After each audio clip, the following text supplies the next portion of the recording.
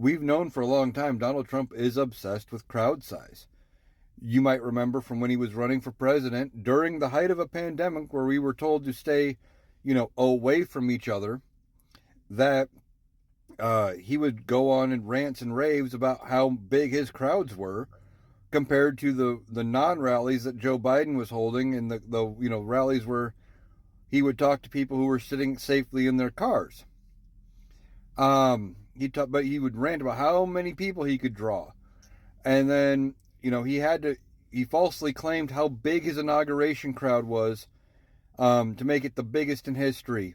Well, then he had this event in New Jersey over the weekend where he falsely inflated the number of people that were there by a lot, even going as far as to show a picture of a crowd from Rio de Janeiro that where it had like 2 million people there.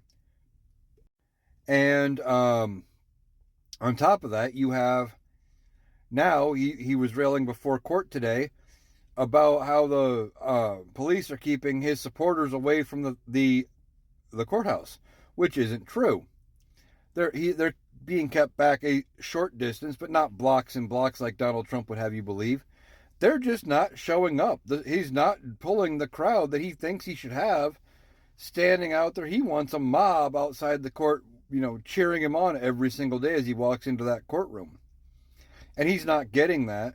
So he's going to rant and rave about how they're preventing him from drawing this crowd because it's all he's got left in order to keep his ego intact. He likes to believe that he can draw hundreds of thousands of people at any event, anywhere. But as I talked about with the event over the weekend in New Jersey, there were people leaving as he was still talking. He's not pulling the crowd that he used to, but he's just obsessed with those numbers because it's the only thing that makes him feel good, especially now as he's flailing and trying anything to win this trial because none of the evidence coming out is looking good for him.